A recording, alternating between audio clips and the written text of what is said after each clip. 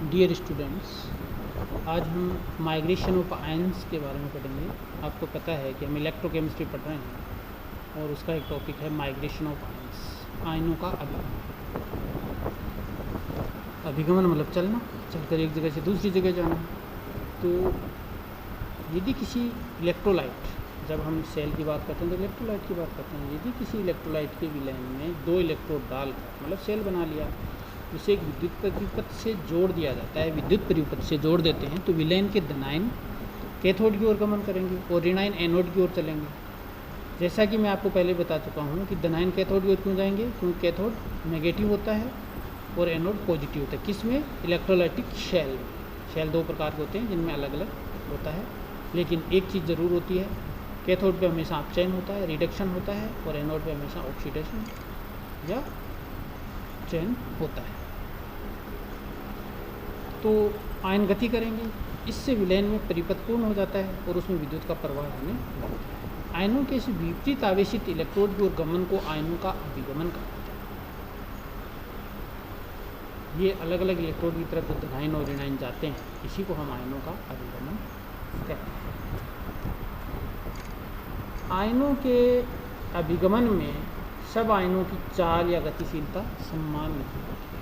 आयनों का जो अभिगमन होता है उसमें सभी आयनों की चाल या गतिशीलता इक्वल नहीं होती है।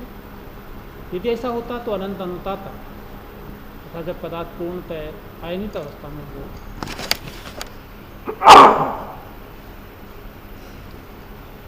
तो कंप्लीटली आयनाइज्ड अवस्था में से बराबर संख्या में आयन मुक्त करने वाले सभी पदार्थों की अनंत अनुता पर लैम्डा n 0 अनंत अनुता पर मुक्त चालकता समान होती है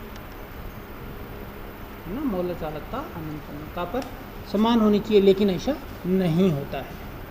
इसका मतलब ये है कि आयनों की गति अलग अलग है। यहाँ पे कुछ पदार्थ की अनंत अनुता की चालकता टेबल में दे रखी है, ऐसे आपको याद नहीं करनी है, लेकिन समझने के लिए हम देखते हैं। देखिए कि HCl है, इसकी है 426.15 × 10⁻⁴, NaCl की 126 × 10⁻⁴ है, KCl की 129 × 10⁻⁴ है, LiCl की 115.03 × 10⁻⁴ है। मतलब सबकी अलग अलग है। जैसे HCl की बहुत ज़्यादा दे रखी है, इधर इनकी जो है फिर कम होती जाती है अनंत अनुता पर चालकता है। तो इस सारणी या इस टेबल को हम देखते हैं तो इससे पता चलता है कि इनके मामलों में बहुत ज़्यादा डिफरेंस है। इस अंतर को देखकर हम ये पता लगा सकते हैं या हम ये कह सकते हैं कि आयनों की संख्या तो सारे की सारे वियोजित हो गए, तो आयनों की संख्या से ज़्यादा उनकी गति पर मोलर चालकता प्रभावित होती है। तो अनंत अनुता पर HCl व NaCl विलयन में आयनों की संख्या तो बराबर होगी, क्योंकि H + Cl - योजित होगा, वैसे NaCl दोनों में एक संयोजित धनायन और ऋणायन है, तो इनकी चालकता बराबर होनी चाहिए। जबकि टेबल में हम देख रहे हैं कि एक की 426 है और एक की 126 है, क्योंकि इन दोनों में एक आयन Cl- तो कॉमन है HCl और NaCl में, लेकिन दूसरा H + Na+ दोनों अलग अलग हैं, तो इनकी गतिशीलता भी अलग अलग होगी। H+ आयन की गति Na+ की तुलना में 3 गुना अधिक, इसीलिए 126 से 426 इसकी ज़्यादा आती है। आयनों की गतिशीलता किस पे डिपेंड करती है? आयन की गतिशीलता आयन की प्रकृति पे निर्भर करती है कि आयन किस प्रकार का है। दूसरा, ताप पर निर्भर करता है, ताप कम है या ज़्यादा है। लगाया गया विभव जो लगाते हैं उस पर निर्भर करती है, तथा इसमें ताप का प्रभाव दूर करने के लिए इन प्रयोगों को स्थिर तापी में संपन्न करते हैं। तो ताप से प्रभावित होती है, इसलिए हम क्या करते हैं, जो थर्मोस्टेट होता है उसमें ये एक्सपेरिमेंट करते हैं। अब शेष दोनों प्रभावों को सम्मिलित रूप से आयनों की गतिशीलता को निम्न प्रकार से, यदि थर्मोस्टेट में करेंगे तो ताप को तो अपने स्थिर कर दिया, अब आयन की प्रकृति और लगाएगी विभव पर निर्भर करेगा। तो इसको हम इस तरीके से डिफाइन कर सकते हैं आयनिक मोबिलिटी को कि 1 वोल्ट पर सेंटीमीटर, 1 सेंटीमीटर पर 1 वोल्ट की विभव परंपरा पोटेंशियल ग्रेडियंट के प्रभाव से किसी आयन द्वारा 1 सेकंड में तय की गई दूरी को आयनिक गतिशीलता कहते हैं। कैसे डिफाइन करेंगे कि 1 वोल्ट प्रति सेंटीमीटर ये विभव परवणता की इकाई है, तो विभव परवणता अपन ने कितनी ले ली, 1 वोल्ट प्रति सेंटीमीटर। 1 वोल्ट प्रति सेंटीमीटर की विभव प्रवणता लगाई अपन ने, तो इसके प्रभाव से किसी आयन द्वारा 1 सेकंड में तय की गई जो दूरी होती है उसको हम आयनिक गतिशीलता कहते हैं। इलेक्ट्रोड पर लगाए गए विभवांतर में दोनों इलेक्ट्रॉनों की मध्य दूरी का भाग देने पर विभव प्रवणता ज्ञात होती है।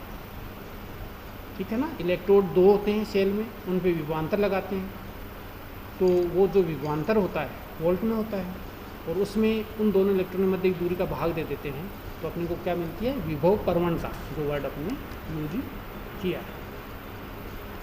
तो विभव प्रवणता क्या हो गया? 2 इलेक्ट्रोड के बीच के लगाया गया विभवांतर डिवाइडेड बाय दोनों इलेक्ट्रोडों के मध्य की दूरी, और किसी आयन की गतिशीलता जो होती है वो उसकी गति डिवाइडेड बाय विभव प्रवणता। उसकी गति जो है उस पर विभव प्रवणता कितनी लग रही है उसको आयनिक गतिशीलता कहते हैं। ये नहीं कि वो मोशन कर रहा है वही अपनी गति। ठीक है।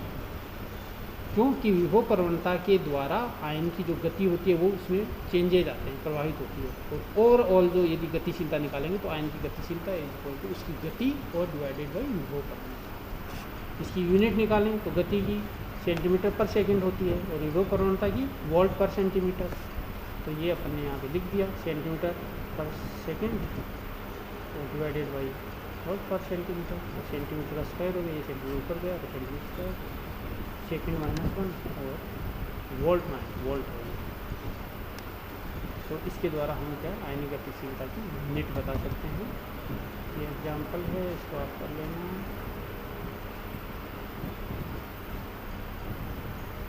अब है H+ व OH माइनों की उच्च चालकता का कारण। अभी ऊपर एग्जाम्पल में हमने बात की थी कि HCl एंड NaCl है, तो HCl जो है उसकी जो मोलर चालकता थी अनंत 426 × 10⁻⁴ थी, और NaCl की 126 × 10⁻⁴ थी। इसका मतलब H+ आयन की जो चालकता है वो बहुत उच्च है। इसी तरीके से OH- आयन की होती है। तो H+ एंड OH- आयनों की गतिशीलता बहुत अधिक होने का कारण क्या है? तो आयनिक गतिशीलता के उच्च मान के कारण इन आयनों की चालकता का मान भी उच्च हो जाता है। इसका मतलब इनकी चालकता उच्च है, इसका मतलब इनकी आयनिक गतिशीलता भी उच्च है। और आयनिक गतिशीलता उच्च क्यों है? इसका कारण क्या है कि अन्य आयन तो श्यानता के विरोध में विद्युत धारा के प्रभाव से गति करता है। इनके H+ एंड OH- के द्वारा जो भी आयन हैं